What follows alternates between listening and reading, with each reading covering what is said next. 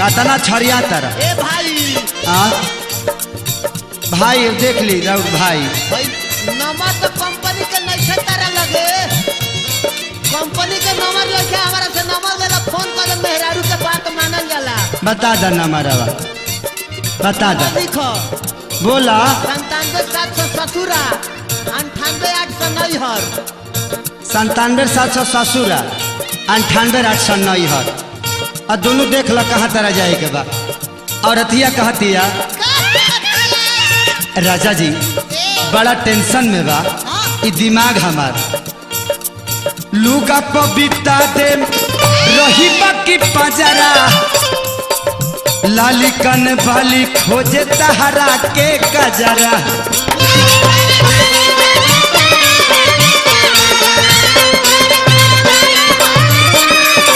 ए पवन बाबा मुरली भैया के समझा दे तनी समझाओ समझाओ महेश भैया आई भातार हकी पतार हरे मारे में चिरिक देवा भी नारा बाज थी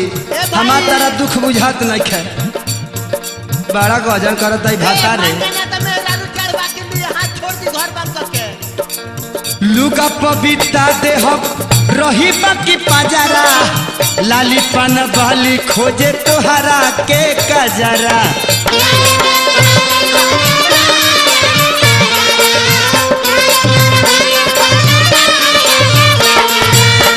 ए राजा बबलू बाबा और अतिया बड़ा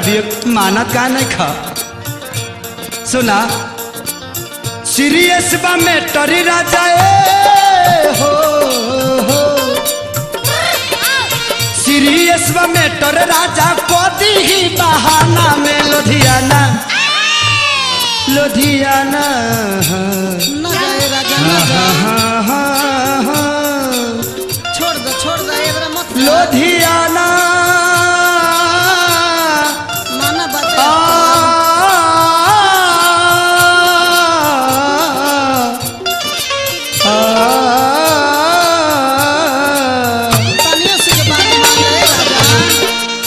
सीरियस में टरी राजा कोदी ही बहाना में लुधियाना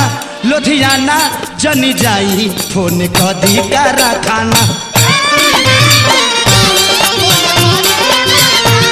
लुधियाना जनी जाई फोन कदी का रखाना में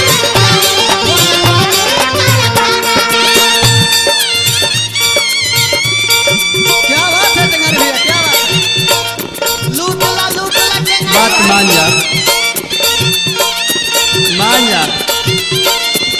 जियो रे से मान जा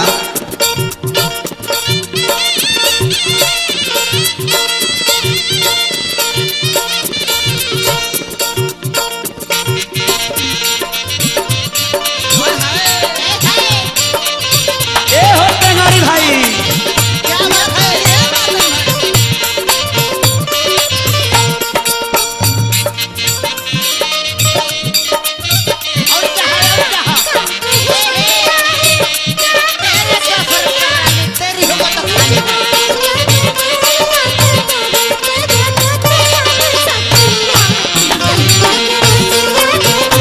क्या बात है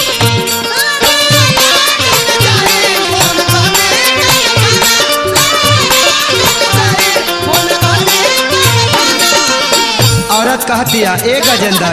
राकेश हो हाँ बोलिए देवराया जादिया मनोज तक के घूर के लागता कि घुस जाई घर में जंगला तूर के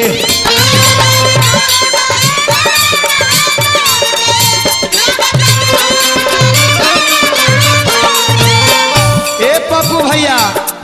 रउआ खाली सरस्वती स्टूडियो चला रहे मरद के फेरा में नहीं खी बड़ा गजन करता आतीश जी रउआ खाली घींचता नहीं ही करे के कहो घींची ना एक दिन औरत कहतिया देवराया जादिया मनोज तक के घूर के लागता कि घुस जाई घर में जंगला तूर के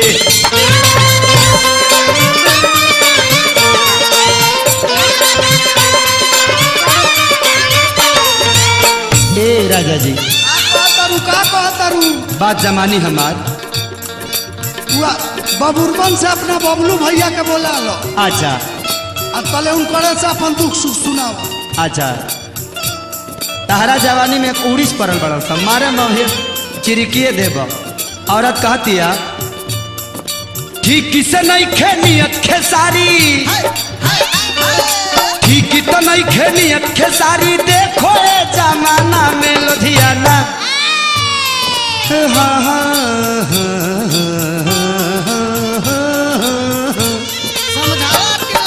ठीक तो नहीं खेनियत देखो खेसारी, जमाना में लुधियाना। लुधियाना जनी जाई फोन कदी कारखाना में। लुधियाना जनी जाई फोन कदी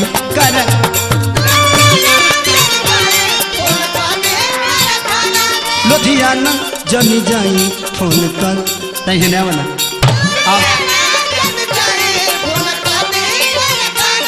लुधियाना आओ ना